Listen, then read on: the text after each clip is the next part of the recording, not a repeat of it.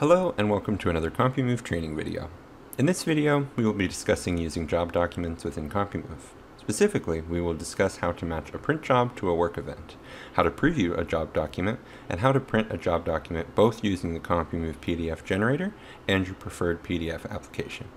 Thanks for tuning in, and let's get started. We often need to print multiple versions of the same documents within CompuMove based on specific work events. For example, you may need to generate and print individual dispatch tickets for a PAC job and a local move all on the same job account. In order to do this, we must first have these work events created and saved in CompuMove. If you are uncertain how to create and save work events in CompuMove, please review the training module video titled Scheduling Work Events, Workers, and Resources. Once we have confirmed that we have the appropriate work events created and saved in CompuMove, we will select Print, and then the title of the job document we wish to print. In this case, we will select the dispatch ticket. Once we have selected the job document, we are presented with the print menu window. If you have already printed a copy of this document on this job account, you will be given the option to delete, not delete, or open those older documents before generating your new document. Since we are creating a new document, we will select delete. Once you have made that selection, you will be presented with a window with a pull-down menu allowing us to select the work event we wish to print this document for.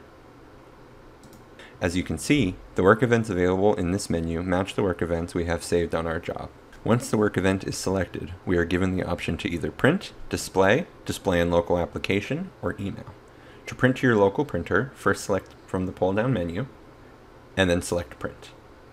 To see a preview of your print job within the CompuMove PDF generator, select Display.